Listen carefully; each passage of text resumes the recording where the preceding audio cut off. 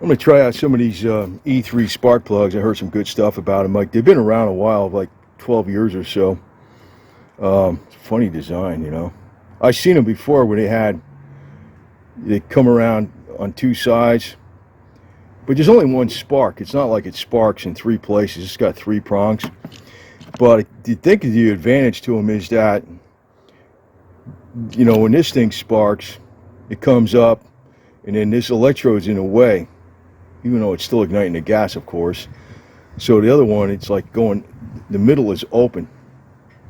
So I guess the spark is more exposed to the gas mixture. Who knows, right? I've always was using, these should be NGKs,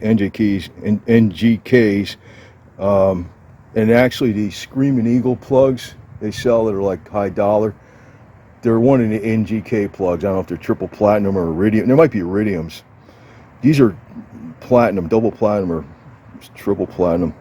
And I'll tell you this, I know that I had in my Chevy, I had the auto lights, which is the correct brand, because sometimes you use different, if you use like Motorcraft in a Chevy, sometimes the electronic system gets off wacky and something that doesn't run right.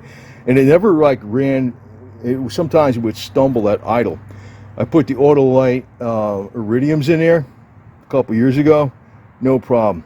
And before that, I had the double platinum auto lights, and it was in there for some years, and it was some weird problem I couldn't figure out. It wouldn't show up any codes, but change the spark plugs. Now with this bike, once in a while, I know it's because of the tune, because when I put the Baisley high tulip valves in there, the high flow valves, somehow I never got the carburetor adjusted right. And this is like, you know, I haven't been using this bike much except, you know, here and there, and now I'm starting to use it more and more again. I used to use it a lot the first 10 years I had it. It's an 89, but I got some more carb parts coming for it. I got the different jets, a different emulsion tube and stuff, and it'll probably get straightened out. I'm not going to have to get another carb, but I'm also going to try this, because sometimes there is a difference. Sometimes there is. So I put some anti-seize on it, and we'll install these. These I had to take the ends off them. Got to leave like this wire end, because I got these things on here that are like they spark when you fire it, you know, the ignition fires. And I like that because, say for instance, your bike isn't starting really good or something, and you're like, what's going on, right? Well, you can look down and you can see you got spark. That's why I got them. I don't have them on here because I like to see sparks coming from the ignition all the time. I got them on there as like, it's a quick diagnostic tool, because if you know, basically it's spark, compression, and fuel, right? And also timing. You know, if your timing jumps way off, well, you won't have compression probably too, but you can be off enough that you'll have some compression and it won't start. So actually it's four things. But one thing you can eliminate right away, because you know you got your spark right here. Now I put some fluid film up in here. Make sure these don't get all rusty. This stuff. You know, it's little details like that. I haven't had any problems with them. I've had them on. I had these sparker things on here for years, man.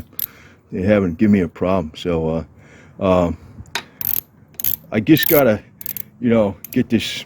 We'll see how this runs. Give it a test ride. See what the hell happens. I don't think it'll be worse, but I have seen even on the Chrysler over there. Now this is electronic ignition stuff. I mean, engine management system. This just has an electronic ignition. And I could run 6-cylinder Chevy points in it, which I do have in the saddlebags if the electronic ignition craps out, right?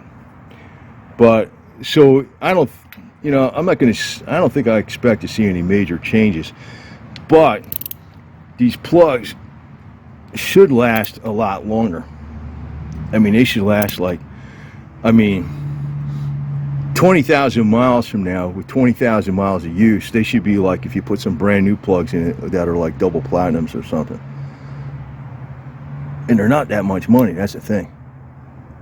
This is short stubby wrench, so I'm not going too tight on it.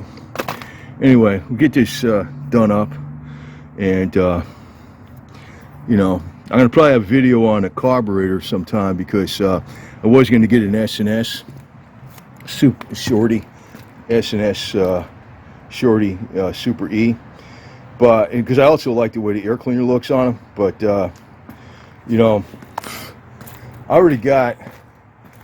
already modified. This one's got a Dynajet in it, and it worked great with when a 1200 was put on it. These pipes, and these pipes got the crossover, so they're not full open. They're just, you know, pretty slip-ons. The crossover gives you almost like a 2-to-1 exhaust. A lot of people they take the crossover pipes out because they don't like the way they look, but they work fine because they work like a 2-to-1 exhaust. That stock crossover is fine with just some slip-ons. So when I had the Dynajet kit in it, and I did the 1200 and I did the Andrews cam and it like this, everything was fine. It ran great. Then when I put the Baisley high flow valves, I was messing around with that Dynajet kit. It runs great intermediate. The only time it stumbles is if you really snap it open really fast at certain RPMs, which is really, if you're rolling on pretty quick, it doesn't have a problem. So 99% of the time it's actually fine. But what I got coming for it is a different emulsion tube and a bigger main jet, which is probably the problem because, you know, back when I was doing this, there was no internet and it was all word of mouth.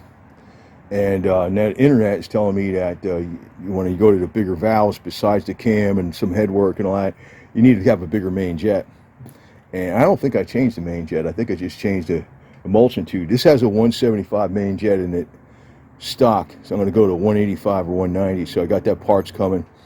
Plus I'm going to get the metal, not because it's chrome, because this thing's plastic. I already put the brass fitting in here because that broke one time, and actually it spilled all this fuel, backfired, and it started a fire and burned the bottom of my leather bags and that bag. And I actually fixed it with some big piece of leather, and I put some steel rivets in it and stainless steel washers on the inside. You can't even tell it was burned out in the bottom. But that was because of that plastic freaking inlet thing. So this carb's already been worked over. It's got, you know, I changed the choke on it. So I don't think I want to spend $700 on a freaking new carb S&S when I can probably fix this one 110% for about $70. So we're going to do that with the plugs. And we got some other things we got to be doing to this. But basically the bike's all fine and running great. Well, this plug's looking fine too. It's nice and tan. Right? So, bike's running good. You know, it's just like certain little, you know, and there's another thing I'm going to do. Show it to you if I have it over here. Is, and this stuff. You know, a lot of this is expensive stuff, but I've used this in sometimes, and I found when other things didn't work, this will clean your carburetor out pretty good. It's supposed to be ultra fuel system cleaner. I know there's other brands out there, but sometimes when you pay more money, you know, B12 is a good one too, for like if you're not paying that, you don't want to pay that much money. But sometimes this is like $12.50 for this little bottle, and I'll probably put a half a bottle in just for 3 gallons and try it again, see what happens, because I will be rebuilding the carburetor, but I probably won't rebuild it if, you know, everything's running perfect again. So that's a cheap fix if it does work. But usually that, I found that from experience, I've used it on several cars that I had problems with, and versus pulling the carburetor apart, I put that in it and it worked like a charm. And I tried other things and it didn't work. Now I don't think this is the only one that works like that, but you got to sometimes get the more expensive stuff for it to really work. Maybe put a couple bottles in it, and then you know, it saves you a lot of work. So the bike runs fine, and I think it wasn't recording when the stupid thing was running, but put it on here again. Yeah. And some fuel, some ignition.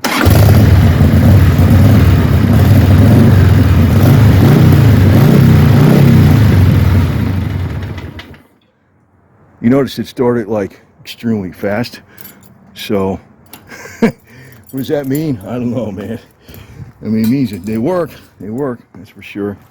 So give it a try, and again, I put some of that STP Ultra fuel injector cleaner in there. So we'll see how that works out, because sometimes that stuff really does clean the heck out of them really good. A lot better than some of the, like, you can get stuff that's like $4 a bottle, $5 a bottle, and if you're paying 12 and it's a name brand, usually there's a reason why it's $12. It's a lot stronger. So I put like more than half a can in that little 3.8 gallon tank, so which isn't even full. So that should be enough concentration to do the job. If it's going to work, it's going to work. If it don't, I got to pull the carb apart and what I usually use to clean the carb is I use brake cleaner. Not on the rubber parts, but on the metal parts. Brake cleaner is a lot stronger than gum out carb cleaner. The other thing is it does have performance parts in this carburetor. The slide was already drilled out. The Molson tube was changed. The idle mixture screw setting thing was drilled out, so you can adjust that. So I got some other parts for it that are like more updated. Because when I got those parts, performance parts, I don't even think I changed the jet though. I think that's one of the reasons I need to go up one. I got a 185 and a 190. This stock non-California 89, pretty much vintage almost now, is a 175 main jet. Later they went to like 160 main jets. 175 will work with the pipes being opened up more, an air cleaner, and maybe a cam. But after that, you got to go to 185, 190, and I know I never did that. So I got a 185, 190, or I got both. I'll probably just throw 185, and if it runs good, I'll just leave it alone. And I got the Performance emulsion tube, which is a lot better than the Dynajet. And the rest of it will be the Dynajet, the different needle with I'll have to explain that later when I do the carb, if I do it. But if it runs great, and if everything's cured, I'm probably not going to mess with the carb till I feel like it sometime. It could be a year from now, but we'll see. We'll see. It used to get 48 to 50 miles to the gallon all the time, and it was getting like 40 to 41. But the K&N air filter was really, really, really dirty. And I got K&N oil, the spray oil, the special oil for the filter. But I didn't use their cleaner. I used like 3 cans of brake fluid, brake cleaner. And use compressed air, which you're not supposed to do, but I wanted to make sure it was really clean, and it did run a lot better doing that. So it could just be, dirty carburetor. The air cleaner's clean now, and with those spark plugs, it might make up the difference for a slight the tune being just a little off, because I don't race this bike. I mean, we used to freaking ride it really hard, and then what that happens then is you're always changing the clutch, you're changing the chains. As a matter of fact, I need to check that chain. You're supposed to check it when you're sitting on it. Oh, seems probably hot. That ain't that bad. That ain't that bad. That's when you sit on it, it tightens up a little more, I think. I might have to change it, tighten it a little bit. But anyway, actually I got them shocks. There's a bunch of junk I got to do to the bike, but I'm just going to do it here and there and just get by cheap. I'm probably going to keep the old Sportster because, I don't know. Kind of like the Dynas and the Super Glides, the bigger ones that are lightweight, but I don't know, this thing works fine for me.